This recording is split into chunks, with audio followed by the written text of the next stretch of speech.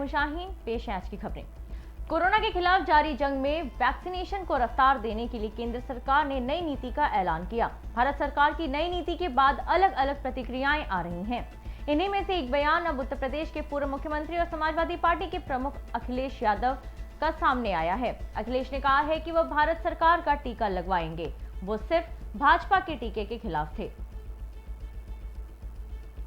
प्रधानमंत्री नरेंद्र मोदी ने राष्ट्र को संबोधित करते हुए दो बड़े ऐलान किए। पहला कि सभी राज्यों को अब केंद्र सरकार की ओर से मुफ्त वैक्सीन दी जाएगी, राज्यों को अब इसके लिए कुछ खर्च नहीं करना पड़ेगा। वहीं दूसरा कि देश के 80 करोड़ गरीब लोगों को नवंबर महीने यानी कि दीपावली तक प्रधानमंत्री गरीब कल्याण अन्न योजना के तहत मुफ्त राशन दिया जाएगा।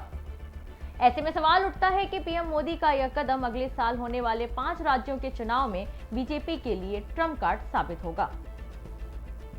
उत्तर प्रदेश के आजमगढ़ जिले में एक अनियंत्रित बस के पुलिया से टकरा जाने से एक बड़ा हादसा हुआ। वहीं बस हादसे में 35 बस सवार घायल बताए जा रहे हैं और 7 लोगों की हालत गंभीर बताई जा रही। सभी घायलों का इलाज जिले के स्थानीय प्राथमिक स्वास्थ्य केंद्र में चल रहा है, जहां 6 लोगों की हालत गंभीर होने पर डॉक्टरों ने उन्हें जिला अस्पताल के लिए रेफर कर दिया गया। मिली जानकारी के मुताबिक बस भट्टा मजदूरों को लेकर आजमगढ़ से छत्तीसगढ़ जा रही थी। बिहार के चंपारण में पुलिस अधीक्षक कुशीनगर के निर्देशन में अवैध शस्त्र और कारतूस की बरामदगी हेतु चलाए जा रहे अभियान में पुलिस को बड़ी सफलता मिली है। इस अभियान में पुलिस ने 2 अवैध तमंचों के साथ 2 तस्करों को भी गिरफ्तार किया है। इस अवसर पर पुलिस अधीक्षक ने कहा है कि पुलिस द्वारा ऐसे अभियान समय समय पर चलाए जा रहे हैं, जिससे कि जिले में शांति व्यवस्था बनाई जा सके। उत्तर प्रदेश के कौशाम्बी जिले के टॉप 10 अपराधी अजमेरी को पुलिस ने मुठभेड़ में गिरफ्तार कर लिया। आपको बता दें कि अपराधी अजमेरी पर 25,000 का इनाम भी घोषित था और जनपद के अलग अलग थानों में 40 मुकदमे दर्ज थे। विगत दिनों आरोपी नेशनल हाईवे टोल टैक्स के पास हुई मुठभेड़ में पुलिस की आंखों में धूल झोंक कर फरार हो गया था।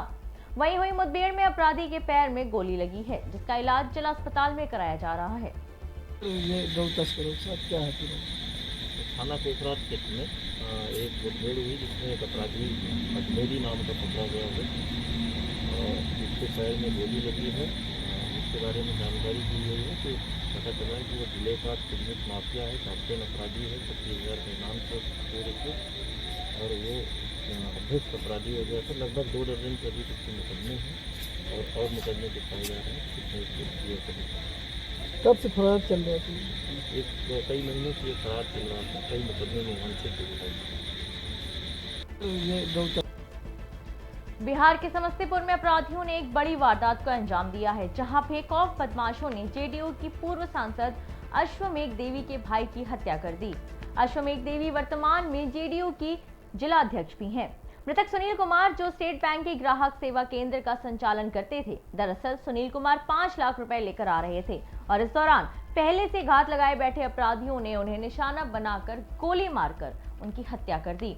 इस बड़ी वारदात के बाद इलाके में सनसनी फैल गई। इस घटना में पुलिस का कहना है कि विशेष टीम बनाकर छानबीन की जा रही है और जल्द ही आरोपियों को पकड़ लिया जाएगा। व्यवसाय क्या कर रहे थे? व्यवसाय क्या कर रहे थे? सीएसपी चला रहे थे। सीएसपी चल रहा है। किस बैंक का सीएसपी? Central bank. अच्छा, ये कहाँ से जा रहे हैं? Central bank. घर जा रहे हैं? घर नहीं, बैंक पर जा रहे हैं। मैरिज शॉप पे चला रहे हैं। क्या नाम हुआ आपका? बैंक से अपने सीएसपी का क्या नाम हुआ आपका? हुई है सराय रंजन की घटना है। पता चल रहा है कि बैंक से 5 लाख रुपया निकाल कर ले जा रहे थे। उस दौरान अपराधी द्वारा पीछा करके रुपया लूटने की नीयत से उन पर फायरिंग किया है। रुपया तो नहीं मिला है, संभवतः लूटा गया है। उस दौरान को गोली लगने से उनकी मृत्यु हुई है। तो अपराधियों की गिरफ्तारी को लेकर क्या नाकेबंदी की गई है? नाकेबंदी की गई है। मैं भी पीओ पर गया था, अभी देख कर फिर से पीओ पर जा रहा हूँ। छापेमारी चल रही है। व्यवसाय उत्तर प्रदेश के बहराइच जिले में एक दर्दनाक घटना सामने आई है, जहां नशे की हालत में भतीजे ने चाचा की कुल्हाड़ी से गला काटकर हत्या कर दी। इसके बाद ग्रामीणों द्वारा घटना की जानकारी पुलिस को दी गई। सूचना पर पहुंची पुलिस ने शव को कब्जे में लेकर पोस्टमार्टम के लिए भेज दिया है और आरोपी भतीजे को पुलिस ने घटनास्थल से कुछ ही दूरी पर गिरफ्तार भी कर लिया। पुलिस ने मृतक के भाई की तहरीर पर मुकदमा दर्ज कर आगे की कार्रवाई में जुट गई है। आज मध्य रात्रि के लगभग थाना मोतीपुर के ग्राम सिमराना में गुरविंदर सिंह उर्फ गिंदू उम्र लगभग 40 वर्ष की हत्या उनके भतीजे अंग्रेज सिंह द्वारा कर दी गई है। इसके संबंध में मृतक के भाई द्वारा FIR पंजीकृत कराई गई है।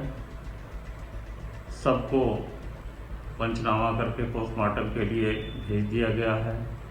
नामित अभियुक्त अंग्रेज सिंह को गिरफ्तार कर लिया गया है और उसके कब्जे से आला कत्ल बरामद कर लिया गया है।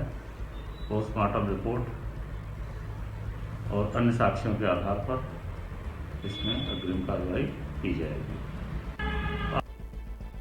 उत्तर प्रदेश के बहराइच में जिलाधिकारी दिनेश चंद ने मेडिकल कॉलेज के टीकाकरण स्थल का औचक निरीक्षण किया। इस दौरान वहां पर व्यवस्थाओं का जायजा भी लिया गया। उन्होंने टीकाकरण स्थल पहुंचकर रजिस्टर चेक किया और स्वास्थ्य कर्मियों को आवश्यक दिशा निर्देश भी दिए। जिलाधिकारी के इस औचक निरीक्षण से मेडिकल प्रशासन में हड़कंप मच गया। मौके पर medical college principal, CMO, Bahraich CMS के साथ सभी स्वास्थ्य कर्मी पहुंच गए। जिलाधिकारी दिनेश चंद्र ने काम में किसी भी तरह की शिथिलता न बरतने की कड़ी हिदायत दी है। राजस्थान के बीकानेर में ACB ने बड़ी कार्रवाई करते हुए SP मेडिकल कॉलेज के मुख्य लेखाकार को रिश्वत लेने के मामले में गिरफ्तार किया है। ASP रजनीश पुनिया के निर्देशन में हुई कार्रवाई में मेडिकल कॉलेज के मुख्य लेखाकार KK गोयल को 50,000 रुपए की रिश्वत लेते हुए रंगे हाथ पकड़ा है। फिलहाल ACB की टीम मौके पर ही है और अन्य दस्तावेजों की जांच पड़ताल अभी जारी है। क्या कितनी पैसे की गई? तो परिवादी से शिकायत प्राप्त हुई थी कि उसके द्वारा इस कोरोना महामारी के समय अति आवश्यक रूप से मेडिकल कॉलेज बीकानेर को ऑक्सीजन सिलेंडर की सप्लाई की गई थी, जिसका उसका भुगतान जो था वो काफ़ी लंबे समय से पेंडिंग था। और इसके बदले के अंदर जो मुख्य लेखाधिकारी मेडिकल कॉलेज के हैं श्री KK गोयल, उनके द्वारा उस भुगतान के बदले में उनसे रिश्वत राशि की कमीशन के तौर पे मांग की जा रही थी और परिवादी द्वारा बार बार अनुरोध के बावजूद भुगतान नहीं किया गया और स्वयं चीफ अकाउंट्स ऑफिसर ने कई बार उनसे फोन करके भी रिश्वत की मांग की। सत्यापन करवाया गया तो परिवादी की शिकायत सही पाई गई। आरोपी के द्वारा 2% भुगतान कमीशन के तौर पे मांगा गया और परिवादी के रिक्वेस्ट करने पर 1% कमीशन रिश्वत के तौर पर लेने को वो सहमत हुए और उसके बदले में आज 50,000 रुपये लेते। आज की खबरों में अभी के लिए इतना ही। मुझे दीजिए इजाजत। नमस्कार।